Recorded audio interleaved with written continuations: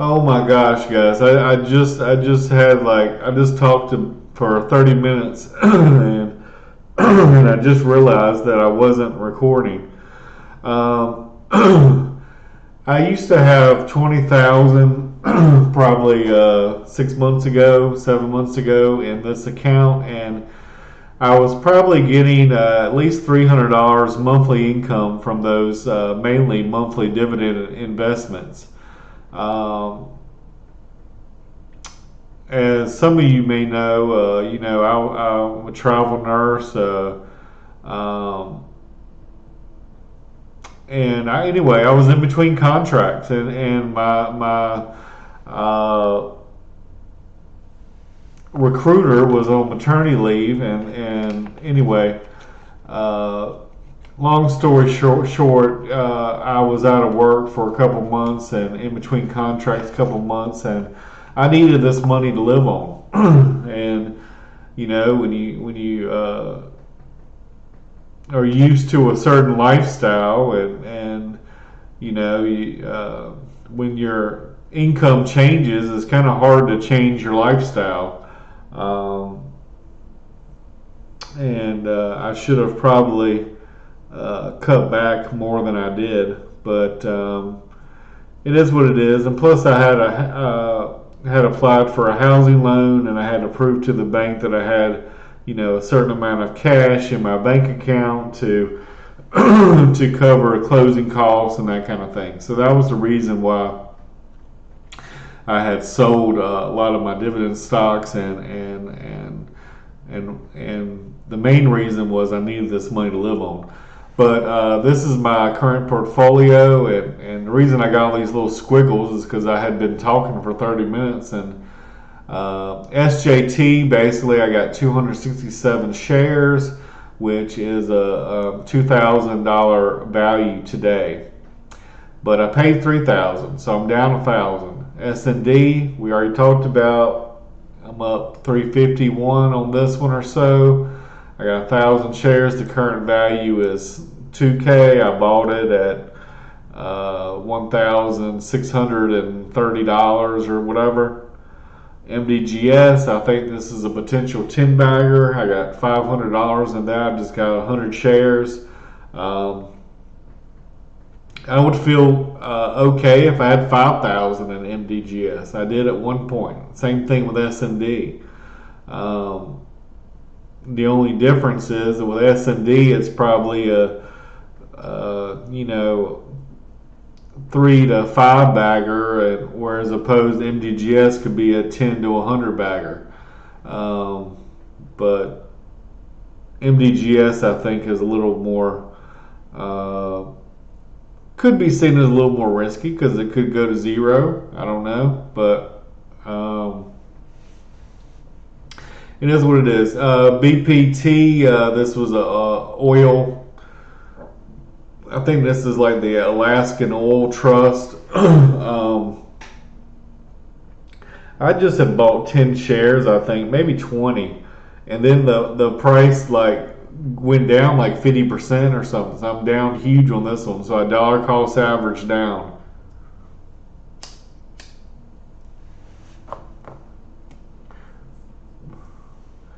Land, it just pays a little modest 3% dividend. I had all these high dividend payers, that were paying 15, 20, or even as high as 50% dividends. And I wanted some more real estate exposure, and I wanted some more things that were more safe, I want to say. And I'm down 10% on land. Rocky Mountain Chocolate Factory, the very tiny company, I got 20 shares. Oh, I also had 20 shares in land for about $300 value. So I mean, $300 in this one, $300 into this one. This one around 100. This one is a robotics company. They deal with like paralyzed people, and they basically build exoskeletons so they can walk and move around. But I believe that these exoskeletons are going to be used in military, be sold to the military at some point in the future. So that is the potential for this company. I bought it around $1. It's at 60 some cents. I'm down 40%. This one I'm pretty much even. This one I'm pretty much even. S&DY I'm pretty much even on this one. This is 7-Eleven. 7-Eleven owns Speedway. 10 shares. I want to say it's $20 a share, and so I put 100, but I was probably in for 200. SID, I'm down on this one. I want to say I paid $5 a share, and it's currently around two something. So I'm down on this one, but I'm not worried because I think it's worth more than $5.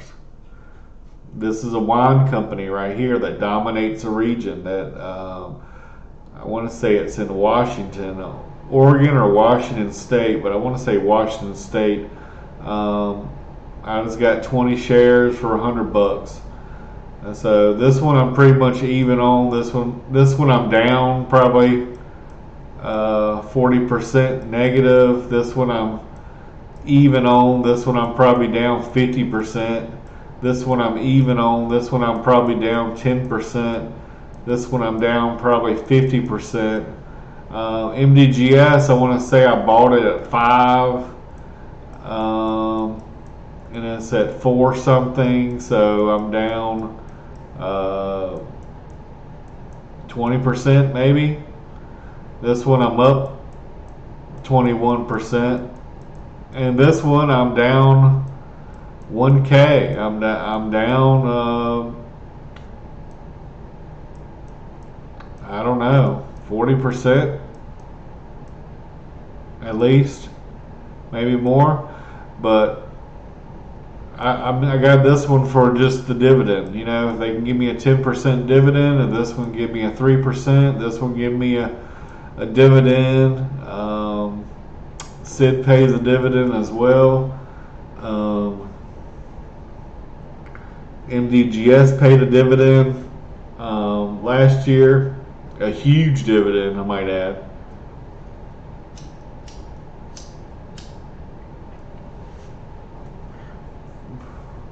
So even though I'm actually technically down on paper on these, like I want to say I probably got $500 or so just in a dividend from MDGS, because I want to say I had around 2,000 shares,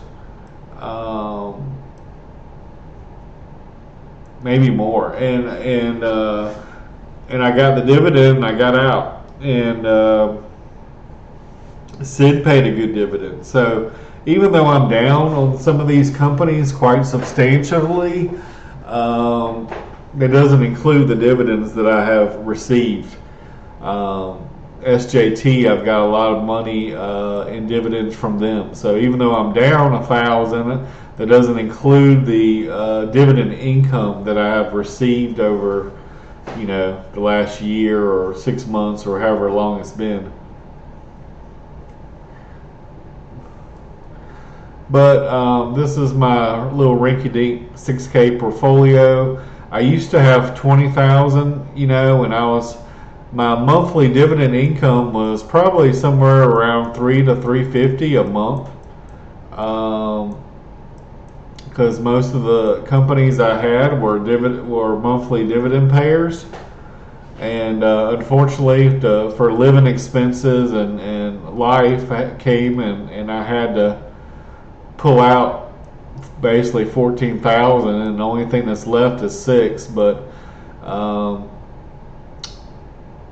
I basically got 2,000 in this company, 2,000 in this company. I got 500 here, 500 here. So that is 5,000 out of the 6,000, and then 300, 300, 1, 2, 3, 400. So this is actually 200 probably, so maybe a little more, maybe 6,100 portfolio, something like that.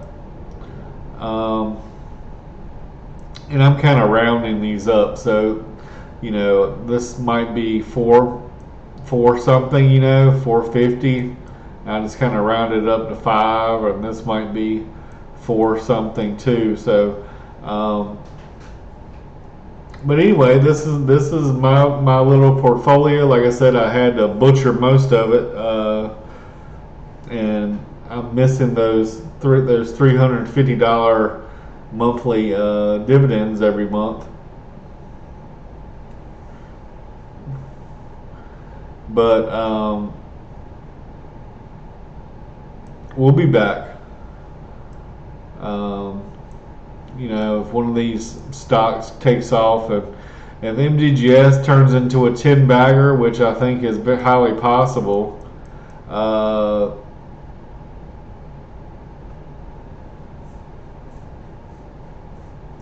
this one $500 investment could be worth more than this whole entire portfolio. Um, but anyway, I just want to show you guys transparency. The only reason I don't show my actual portfolio is I don't want to really show, you know, my personal information and my account number and all that stuff, and I really don't know how to cover that stuff up when you make videos.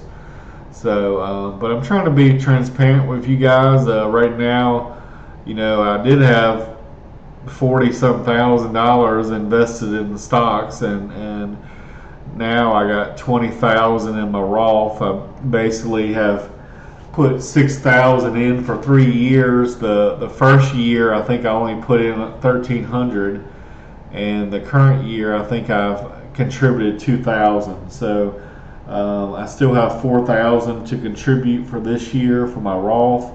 I think I have till July of next year to finish those contributions. I'd rather do it before this year ends. But I still got a little time left. And currently I'm doing $200 a week into my Roth, so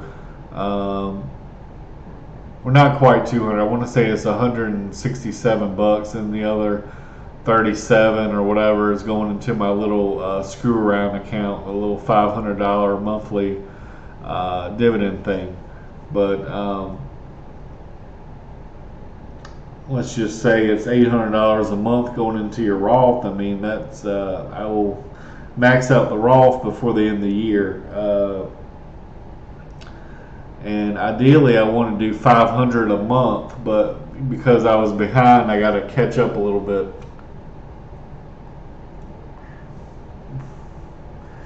So it's sad that I was doing so well, and I was, like I said, at one point I was investing $500 a week or $700 a week. I was doing 200 into my Roth and my screw around account, and then 500 into this account. And unfortunately, life happens, and I had to take a pause on investing for a while. But hopefully, we'll get back on track here soon, guys, and maybe build this portfolio back up and surpass that 20,000. But anyway, thanks for watching.